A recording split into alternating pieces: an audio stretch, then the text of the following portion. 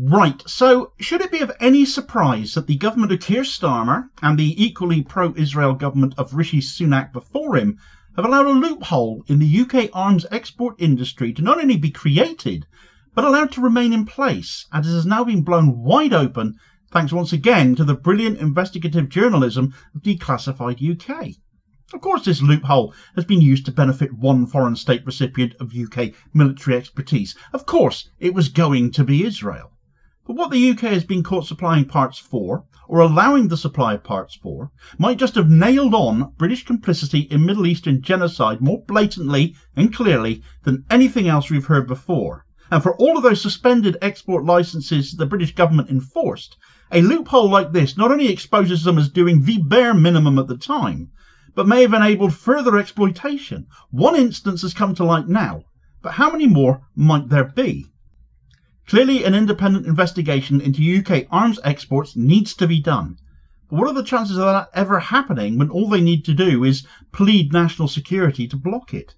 We deserve to know what our governments do in our name, especially when we know they support the oppressor against the oppressed when it comes to Israel and Gaza. So how can we trust them when news like this comes to light?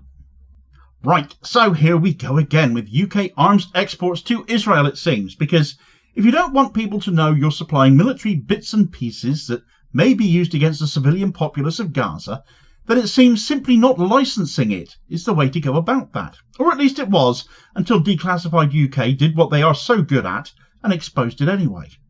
The scandal they have unearthed has laid bare the extent of the United Kingdom's complicity in Israel's genocidal actions in Gaza, possibly more blatantly than anything else to date, because there's no hiding from this or denying it. At the centre of this revelation is a small Dorset-based company called RCV Engines Ltd, whose logo was spotted on the casing of Israel's latest quadcopter attack drone, the APUS 25, by investigative journalists at Declassified UK. Manufactured by the Israeli state-owned arms giant Israel Aerospace Industries, or IAI, the APUS 25 has been touted as a technological leap forward in military drone warfare, thanks in no small part to its British-made combustion engine, the part in question that is being exported. So how did the engine get there then, Damo? You might be thinking. Well, surely an engine for an Israeli attack drone would very much be under license, and that license surely should have been stopped.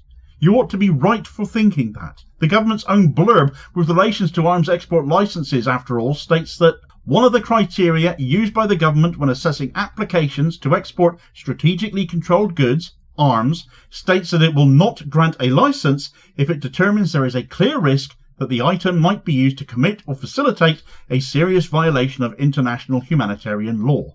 Arms export licenses are regularly reviewed, says the government. And yet these engines are very much there in Israel. Here's an image of the drone itself. Look at the tiny logo on the engine casing there. Here's RCV Engines logo. It's clearly a match. Yet this is no accident or oversight, it is deliberate. It was the result of a deliberate exemption secured for RCV engines, championed by their local Conservative MP at the time, the appalling Tory Christopher Chope, back in 2022. Under that Conservative government, RCV Engines managed to have its products removed from the UK's arms export control list, thereby freeing it from the obligation of securing an arms export licence for its engines now powering lethal operations against Palestinian civilians. In fact, RCV thanked Chope for his intervention, a LinkedIn post of theirs reading, "Sir Christopher first came to RCV in 2022. On that occasion, he helped us remove the need for an export licence when shipping worldwide.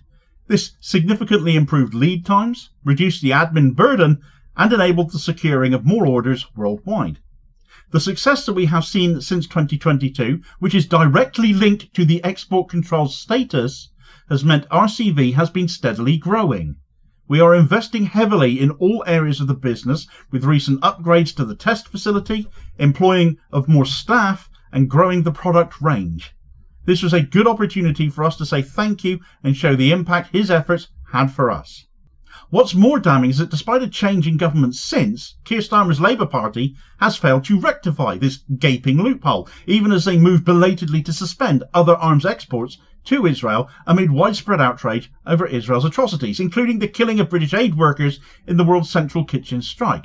the then still Sunak government having approved further arms sales to Israel, sales signed off on, incidentally, by former Prime Minister David Cameron and current Tory leader Kemi Badenoch just days after that incident. They really are absolutely no different from each other at all, the Tories and Labour these days, are they? RCV Engines Ltd, a company based in Dorset, specialises in advanced combustion engines for unmanned systems.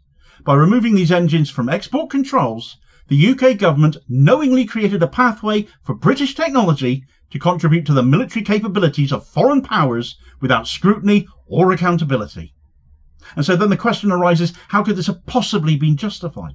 UK arms export licences are supposedly governed by rigorous criteria, as aforementioned, that prohibit the sale of military components likely to be used for internal repression, serious violations of international humanitarian law, or aggression against another country. By granting an exemption to RCV, the UK circumvented its own ethical framework and setting up a corrupt, not to mention extremely dangerous precedent. The Conservative government's role in this debacle cannot be overstated. In 2022, at the time RCV were removed from the export control list, the Gaza Strip was already suffering under a brutal and illegal blockade, with periodic Israeli bombardments causing regular civilian casualties. That the Tory government would create an unregulated pathway for British-made components to find their way into Israeli military systems, knowing full well the implications, is nothing short of grotesque. But this is the Tories for you.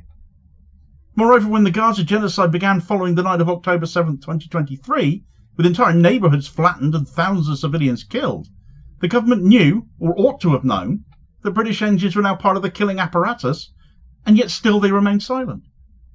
Meanwhile, RCV's engines are now providing even more of a tactical advantage to Israeli forces. The APUS 25 drone, equipped with RCV's combustion engine, represents an apparent game-changer for Israel. Unlike electric drones, which they've been using up until this point, which are limited by battery life and range, the APUS 25, using jet fuel or petrol, can operate for far longer. It can carry payloads of up to 10 kilos, and depending on the weight of the payload, can fly for up to 8 hours, which would be an additional nightmare the people of Gaza absolutely don't need, let alone anyone else. And with the Tories out and Starmer's Labour in, for all the change Starmer crowed about being, like so many things, there's been no change here either. Starmer can't call a genocide. Starmer won't criticise Israel. Starmer is a Zionist without equivocation. And it's pretty much the only thing, sadly, that he wasn't lying about. In September last year, though, Labour's hand was forced, and Foreign Secretary David Lammy announced the suspension of certain arms export licences to Israel, citing concerns over humanitarian law violations. Yet this still came months after Israel's forces killed those 7 aid workers, including 3 British citizens from World Central Kitchen, which didn't give the likes of Cameron or Badenoch pause for thought when granting further arms exports at the time. The problem now, though, is that although Labour suspended some arms licences, still not going far enough even as that was, the F-35 jet licences being notably continued to much disgust, even this limited rebuke to Israel did nothing to address the pre-existing exemptions such as that enjoyed by RCV engines, which we are now only learning about. RCV's engines continue to be exported without any licence needed at all, even after the world has witnessed 18 months of the utter depravity of Israeli attacks on hospitals, on schools, on refugee camps, targeting civilians, not Hamas. But to so many Zionists, there is, of course, no difference. Is RCV engines the only exception, though? This is a question that we need an answer to now. This exposes the suspensions of armed licences by David Lammy as little more than political theatre, therefore, a move designed to placate public outrage, having been found wanting in this respect, without actually substantively addressing UK complicity here. We thought not enough licences were revoked. Little did we know, or even think to consider, that many items of military aid might not even be subject to licences. Not least literal engines for literal Israeli engines of death and destruction. If Starmer's Labour were serious about ending British support for Israeli actions that could lead to the breaching of international law, closing these dangerous loopholes should have been an immediate priority. Their failure to do so raises serious questions about whether they are turning a blind eye to ongoing violations, turning a blind eye to the fact that these exemptions exist, think they can get away with it if it isn't being reported upon, and again, we have to thank Declassified UK for bringing this all to light, not any mainstream outlets. So how can we believe Labour are ever being straight with us in any such matters? The manufacturer of this APUS 25 drone is Israel Aerospace Industries, or IAI, who have long been a cornerstone of Israel's military-industrial program. They are owned by the Israeli state. IAI produces drones and aircraft used extensively in operations that have drawn condemnation from human rights groups worldwide. IAI's drones are not merely reconnaissance tools, they are active participants in combat operations. In Gaza, drones have been used for sniper-style killings, to drop bombs on civilian areas, and even psychological warfare tactics, such as broadcasting recordings of children's cries to lure civilians into open spaces where they could be targeted. They are filthy machines used for depraved actions. And it is a British company putting them in the air. It's an indictment of Britain's ongoing role in enabling state terrorism by Israel. And I think this is arguably the most blatant action yet that fits into a broader pattern of UK complicity in Israeli atrocity. There's no excusing this. There's no wriggling out of it. RAF Akrotiri, the British airbase in Cyprus, has been used to carry out surveillance flights over Gaza. We know this. We've seen the flight logs, though the government will not fess up as to what they're actually doing, providing intelligence that has allegedly been shared with Israeli forces. The only thing we've been told is that they are supposedly to do with the aid in searching for hostages. But what Israel use all that surveillance data for is not necessarily limited to just that, is it? Moreover, despite public outcry, it took 6 months after the strike on World Central Kitchen's convoy for Labour to finally suspend some arms exports. And even now, the Department for Business and Trade has refused to confirm whether licences are still being quietly approved or whether other exemptions like RCV still exist, because they refuse to comment on individual companies. How many more RCVs are there out there on the government's books, or not on the government's books, as the case may be, where licences are not required? How many more loopholes have been quietly carved into UK export controls, permitting the free flow of technology for lethal effect to a state engaged in mass killing? We deserve answers. We need answers, do we not? It's entirely possible RCV are the only ones. One of its directors is a chap called Lawrence Gould, who is the brother of the former UK ambassador to Israel. So who knows if nepotism didn't play a part here. But now that we know such exemptions exist, or at least one does, all exemptions to export licence requirements, such as that granted to RCV engines, must be immediately revoked, and we need to know what they all are if there are more. There should be no export of military-relevant technology whatsoever to a state credibly accused of genocide, and I dare say the revocation of all other export licences, including for those F-35 parts, will come back into public focus once again, as they should. There should also be a full public audit of the arms export control system to uncover the scale of UK involvement and individuals responsible for creating, maintaining and exploiting these loopholes need to be held to account.